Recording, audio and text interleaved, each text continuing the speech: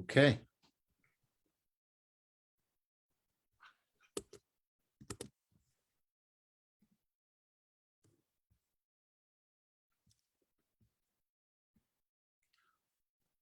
Welcome, everyone. My name is Steve Stein. I'm the host of the Surfing the Tsunami of Change Summit series. This particular session is a Street Smart Wisdom podcast, and some of you folks just participated in our 5 minutes to chill meditation challenge, which was very exciting. Now to today's presentation. Dr. Dean Ornish teaches how to fight cancer, diabetes, heart disease, weight gain, and even the aging process itself with one simple, scientifically proven plan to reverse disease, as well as prevent and reduce symptoms from the world-renowned pioneer, Dr. Dean Ornish. His revolutionary research proving for the first time that lifestyle changes can often reverse, undo, apropos of his new book, the progression of many of the most common and costly chronic diseases, and even begin reversing aging at the cellular level. A couple of quick notes. About 2 years ago, we did this podcast, and we had, when the hardcover came out, and that was exciting. Recently, Dr. Ornish was on Oprah, and that interview is coming out, and something that phenomenal that he just told me that Medicare has approved his program over Zoom. So all exciting things, and I could go on for an hour and a half, but we have the man right here. So welcome, Dean Ornish. So nice to have you here. Thank you, Steve. Good to be back. Great. So I have a question. So the paperback just came out. So what's changed? What's changed and what hasn't changed? Is it 2 years approximately? Or? Yeah, it's actually even a little bit longer. But what's changed is that we just have that much more evidence showing that it works. That these simple lifestyle changes, what we eat, a whole foods plant-based diet that's low in fat and sugar, moderate exercise like walking half an hour a day, a little bit of strength training, various meditation and yoga-based stress management techniques, and the time we spend with our friends and family, or to reduce it to its essence, to eat well, move more, stress less, and love more. That over the last 4 decades, we've conducted scientific research published in the leading peer-reviewed journals showing that these simple lifestyle changes can not only help prevent, but often reverse the most common and costly chronic diseases. We were the first to prove that heart disease could be reversed years ago. At that time, it was thought it could only get worse. Maybe you could slow it down a little bit, but it would always get worse. We found that, ounce of prevention, pound of cure, that if you make really big changes and a lot of things at the same time, that our bodies often have this remarkable capacity to begin healing, and much more quickly than we had once realized, if we can treat the cause, which to a large degree are these lifestyle changes. And so we found over a series of studies that these same lifestyle changes could reverse even severe heart disease in many cases, type 2 diabetes, high blood pressure, high cholesterol. When people are diagnosed with these conditions and they get put on drugs to lower their cholesterol, their blood pressure, their blood sugar, and they say, "Doctor, how long do I have to take these?" What does the doctor usually say? Like, forever. It's like, how long do I have to mop up this floor around this sink that's overflowing? Like, forever. Well, why don't we turn off the faucet? And the faucet, or the cause, are really these lifestyle changes. And under a doctor's care, many people can reduce, and in some cases even get off these medications they were told they'd have to take for the rest of their lives. We found these same lifestyle changes could stop or reverse, in many cases, the progression of early stage prostate cancer. And what's true for prostate cancer is likely to be true for breast cancer as well. We found that when you change your lifestyle, it actually changes your genes, turns on the genes that keep us healthy, turns off the ones that cause us to get sick and quickly. And we found with Dr. Elizabeth Blackburn, who got the Nobel Prize for discovering telomeres, the ends of our chromosomes that regulate cellular aging, we showed for the first time that we could actually lengthen telomeres. And when we published this, the Lancet editors sent out a press release and called it the first study showing that lifestyle changes may reverse aging at a cellular level, as you talked about before.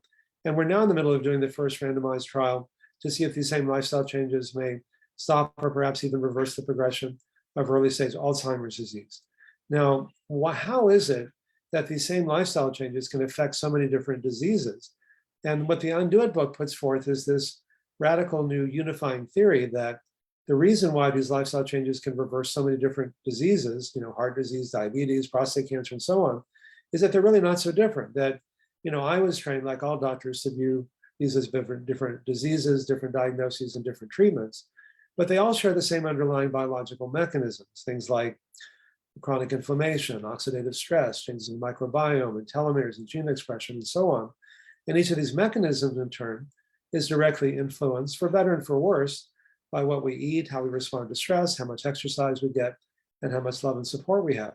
And so it radically simplifies what we tell people to do. It's not like you have to have one diet and lifestyle program for heart disease, a different one for diabetes, and so on.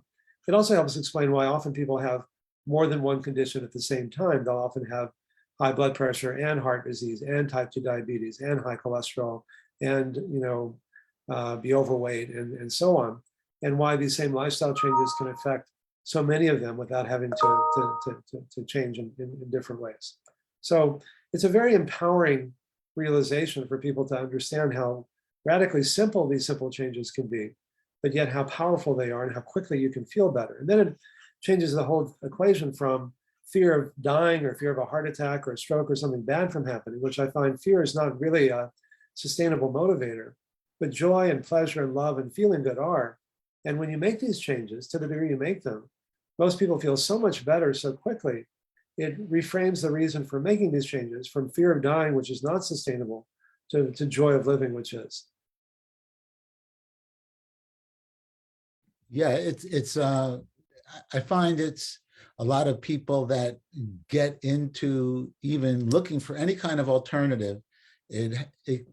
Sometimes it's spawned not by fear, but fear of dying, because people have these life-threatening things that happen, and it tends to wake people up, or it can. I mean, people find it in every which way, but to be able to move towards joy and to have that reinforced, I think is,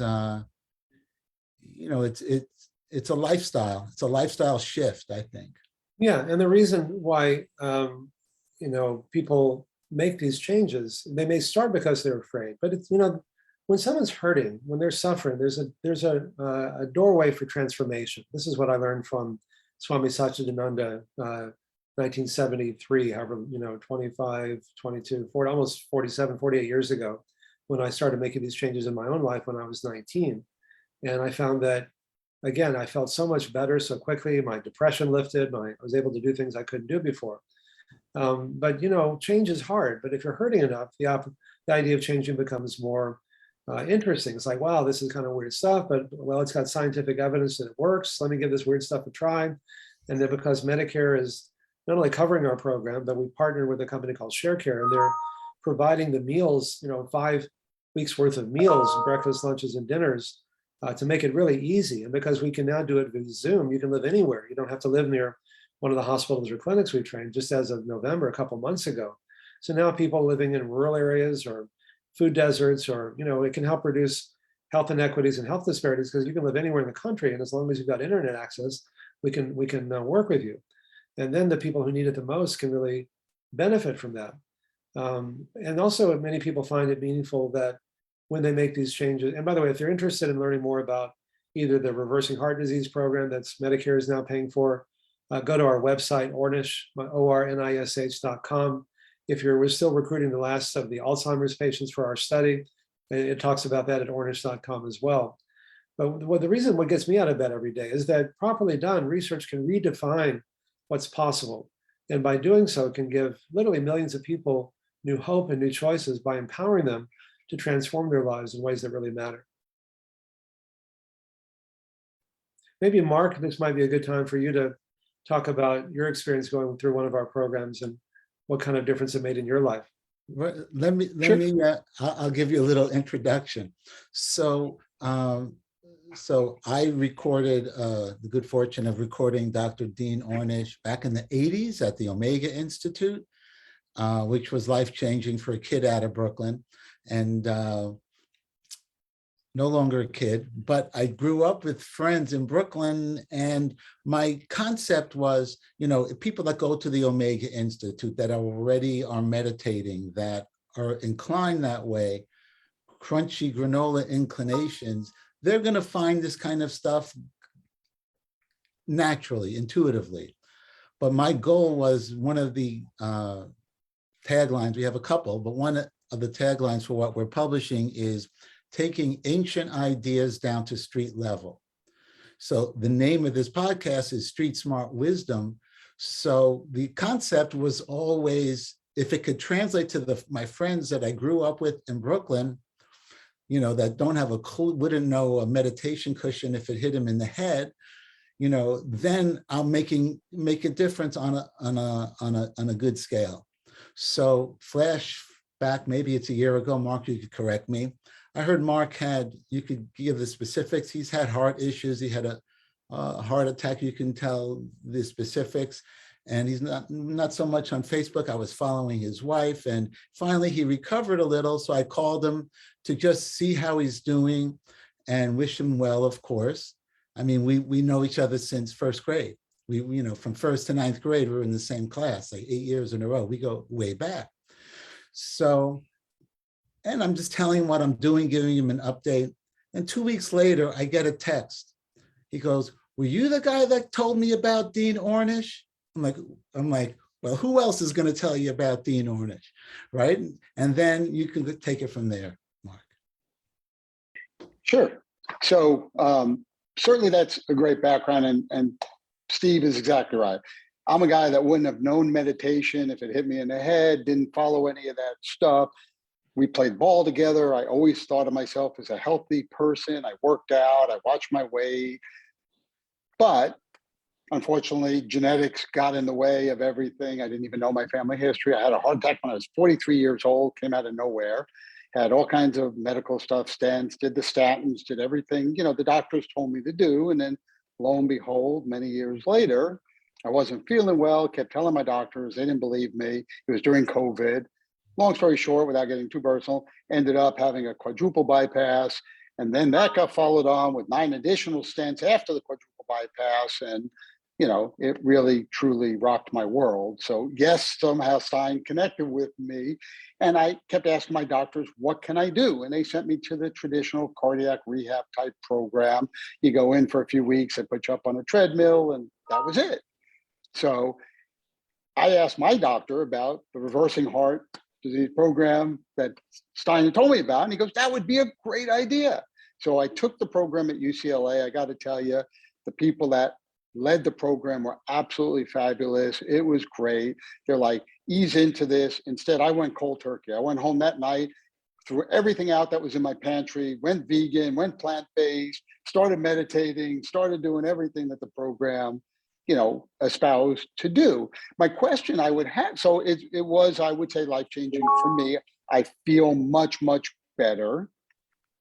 What I don't know, and this would be a question, Dr. Ornish, is, as I talked to my cardiologist, who is a big supporter of it, and he trained at UCLA, he's like, yes, you're on meds for the rest of your life. Whether or not you're feeling better because you're changed your lifestyle and doing the program, or because the meds we're giving you, but it's too risky to take you off one or the other and experiment with it. So what is your thought about that? Because clearly the only thing that I can do right now diagnostically is we check my labs, and my labs look better. Yeah, well, it depends. I mean, first of all, I'm glad that you're doing well and that you had a good experience. And that's very inspiring for, I think, anyone who's listening to this. Were you having, first of all, at a very young age, so you get heart disease, were you having angina or chest pain when you, and did that go away over time when you began making these changes? Yeah, so I mean, specifically, go back 17 years, it was an event. I had an actual heart attack, had stents, and from that point forward, felt great. It was then starting in, call it March of 2020, I started having angina, and it was exertion based. Every time I got my heart rate up above a certain level, I had chest pain. And of course, they kept saying it's reflux, it's not your heart. And, it was only after advocating very heavily. And then that's when I went in for the cath lab, and they found complete blockage, 90% blockage, did the quadruple bypass. But unfortunately, 3 of the 4 grafts ended up failing and blocked up 5 weeks later. Now, they believe that was a very aggressive form of plaquing, and my LPA is high, and everything else under the sun. And did you start getting angina again when that happened? I did. And then when you went through the program, did the angina start to get better over time? It did. Now, what we don't know, or I don't know, is was it a result of the program? I believe, yes, it absolutely had a positive impact. Or was it the 9 additional stents they put in after the bypass finally did the trick? Mhm. Well, the good news is that you're better, and that's the main thing. Right. To answer your question about medications, for blood pressure medications, it's really easy to measure your blood pressure. So if your blood pressure starts to get too low, especially if you start to get, dizziness because your blood pressure is too low, then your doctor will feel comfortable to reduce your medications to get it down to, because you don't want your blood pressure to get too low. That often happens to people when they start to treat the cause, then their need for medications is lower. And the same is true for your blood sugar levels, your Mhm. fasting blood sugar, your hemoglobin A1C. If you really stay on the program and it starts to get too low, where your blood sugar is too low, then your doctor will be very comfortable in reducing, or even in some cases, getting you off the blood pressure and blood sugar medications. As far as cholesterol lowering drugs go, they're usually less willing to do that because they don't generally find that people's cholesterol levels go down enough because they're not really making changes big enough. But in your case, if you can get your LDL cholesterol down below 90 with lifestyle alone, then you could ask your doctor, hey, would you mind reducing or cutting back or even getting off some of these cholesterol lowering drugs too? They like the drugs because they not only get the cholesterol down, but they also reduce inflammation. But the Mhm. program also reduces inflammation. You can measure that using things like C-reactive protein. Ask your doctor to measure that. Ultimately, it's your decision. I think it's still a question whether lifestyle plus cholesterol lowering drugs work better than lifestyle alone. But one of the major complications of being on cholesterol lowering drugs, statins in particular, is type 2 diabetes. And a major complication of type 2 diabetes is heart disease. So it's not quite so clear cut. Some people think, gosh, we ought to just put statins in the water supply. Everybody should be taking them. But in fact, like any medication, there are side effects, both known and unknown. And if you can get your cholesterol levels down low enough through lifestyle alone, then your doctor should be open to the idea of reducing or in some cases getting you off them altogether. But ultimately, it's your decision. Mhm. Great. And Steve, I have one other question. I do not want to dominate this, and hopefully these questions are interesting for everybody and not specific to me. So I'll ask a more generic question. In following the program and the benefits of the plant-based diet, and it's a lifestyle, not a diet, but and it's not cheating, but the very low fat elements of the night, because even things like Impossible Burgers or Beyond Meat technically don't meet the criteria because they are pretty high in fat. Mhm. Is the having of one occasionally, because that's the only thing they have on the menu at the restaurant, It depends. do anything long term? If you're trying to reverse disease, it's better not to eat it at all. If you're just trying to prevent disease, what matters most is your overall way of eating and living. So if you indulge yourself one day, eat healthier the next. You don't have time to exercise one day, do a little more the next, et cetera. You don't have time to meditate for an hour, do it for a minute. Whatever you do, there's a corresponding benefit. But there's a wonderful documentary called The Game Changers. I don't know if you've seen it. Where they looked at elite athletes. It was made by Luis Sahoyos, who's probably the leading documentary filmmaker, and James Cameron, legendary director, did Avatar and Terminator and Titanic and all those great movies. James Cameron went on a plant-based diet about 15 years ago because he's also an explorer, and he found that when he learned that more global warming is caused by livestock consumption than all forms of transportation combined, he said, well, I'm going to eat a plant-based diet for the environment. But what's good for you is good for the planet. But he had, it helped him so much with his own energy levels. He's making avatars 2, 3, and 4 at the same time now, and he's in his mid-60s. But the Game Changers film, which I had that's where I met Louis, because I'm part of that, has this wonderful scene where they have these three. First, the whole film was about how these elite athletes raised their game and became, NFL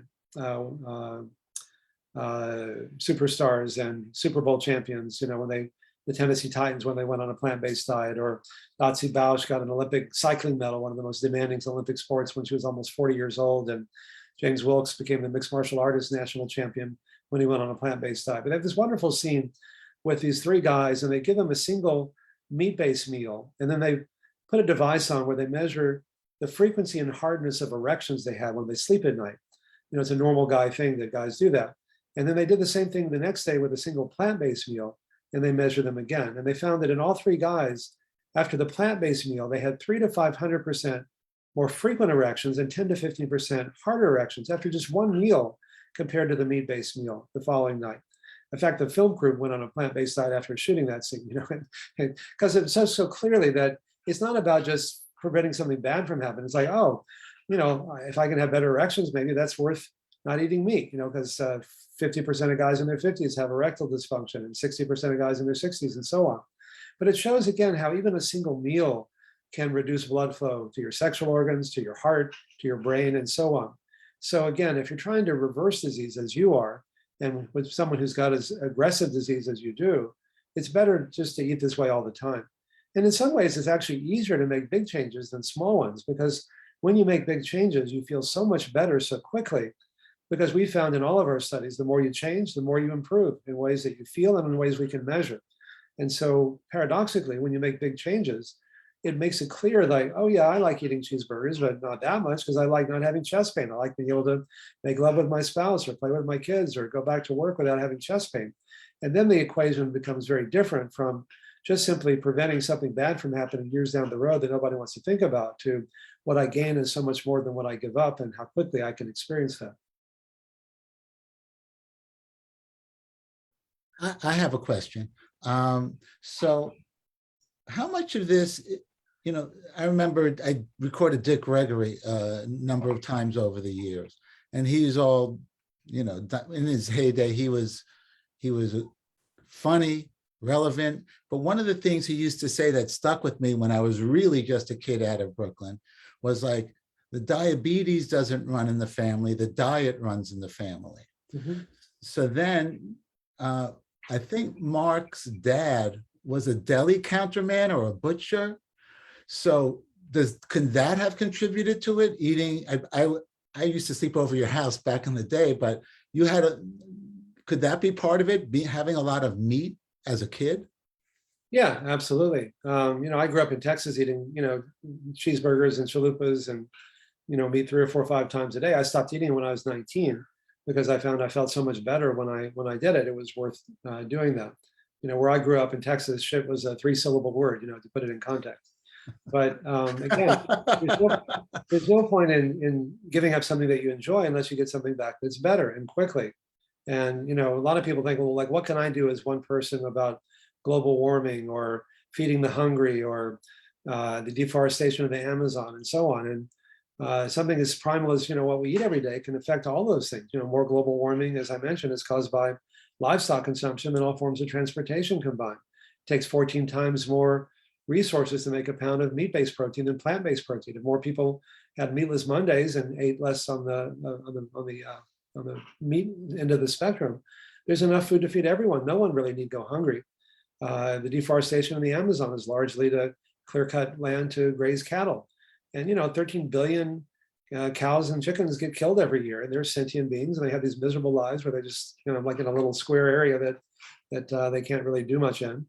If the only thing you have is meat, then that's one thing. But we have so many other options that are, what's good for you is good for the planet. What's personally sustainable is globally sustainable, and those choices get imbued with meaning. And say, I'm choosing to eat this way because I want to, help the environment, because I want to stick around and watch, I'm sure in your case, Mark, you want to stick around and watch your kids grow up. You want to, it's like, anytime we can imbue our choices with meaning, if it's meaningful, then it's sustainable.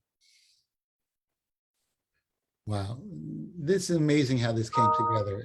I'm thankful for Mark. I'm honored as usual to work with you again, Dean, after all these years, Dr. Ornish.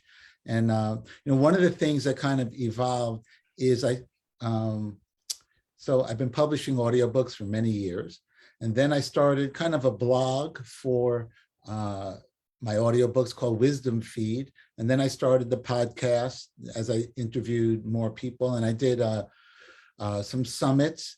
And then I had the idea, I've been studying how to build communities, how to build an online community. And then after talking with Mark, he was saying, first of all, I was so excited that he found you. It's amazing that the three of us are having this conversation in real time. but that he found you from some work, a podcast I had recorded a year before. I mean, so it's just the power of lifestyle change. And so that was exciting. And then on top of that, one of the things that Mark said was that he loved the program, your program in UCLA, but then accountability was an issue afterwards. So that's part of why we're building this community for meditation, mind, body, spirit. We've had Dr. Joel Furman on. And so that's why we just launched this Wisdom Feed Plus, which is our kind of mind, body, spirit online community. And well, the community is really powerful. I mean, a book I wrote earlier, in which I talked a lot about in the new Undo It book, is that the real epidemic and pandemic isn't just heart disease or diabetes or COVID. It's loneliness and depression and isolation. And people who are lonely and depressed are 3 to 10 times more likely to get sick and die prematurely from all causes. So when you can bring people together, our support groups are not just helping people stay on the diet, it's really creating the kind of community you're talking about, which is really healing. I mean, the word healing comes from the root to make whole. Yoga is from the Sanskrit, to yoke, to unite, union. And even with COVID, 2 studies came out recently. One looked at almost 3,000 frontline healthcare workers and found those eating these were people who were exposed to COVID throughout the day, every day, in 6 different countries, including the US. And they found that those eating a plant-based diet were 73% less likely to develop moderate to severe COVID. Those eating a pescatarian with some fish were 59% less likely. And those eating a more Atkins, paleo, high animal protein diet were 400% more likely to get moderate to severe COVID. And then Walter Willett and his group at Harvard and at in London at University College found that in almost 600,000 people, they found a 43% reduction in moderate to severe COVID in those eating a plant-based diet. So again, it's just another example of when you eat this way and live this way, it helps across the board so many things. So I'm so sorry that I have to go now, but thank you for the chance to be back again. For those who are tuning in late and are interested in learning more about either the Medicare covered reversing heart disease program, which is now available anywhere in the country via Zoom, or joining our Alzheimer's study, go to ornish.com. It's all there. The new book is Undo It, and it radically simplifies all the changes that we're talking about and shows how powerful and how quickly you can feel better. So thanks again for the chance to be here. Steve, good luck to you. Mark, good luck to you, and all the best to everyone who's watching this. Thank you. Dr. Ornish, thanks so much for joining us. This was incredible. Great to see you. And congratulations on the book. And I have to watch that interview with Oprah. Thanks so much. Take care. All right. Thanks so much. Bye now. And yeah, and everyone else is here that I put a link to the membership. I think most of you have heard about it by now. A couple of people have already joined up, so we're very excited about that. But what he was talking about, that's part of the thing that's amazing with this Facebook group that kind of came out of the challenge, is that there are people from Iowa, from South Africa, from Greece, from Uzbekistan. I mean, like all over the map, the UK. And I think it speaks to the part of not only accountability, but connection and look, it helps. And I'm glad my friend Mark could show up. And anyone has any questions, I'll hang around for a minute. But Rita, who's on the call, she says she's from Bensonhurst, Mark. So Yep, I saw that. So welcome, everyone. I think most of you have seen the Facebook group. There's a link to sign up to get more information about the membership. And we will catch you the next time. Thanks so much, everyone.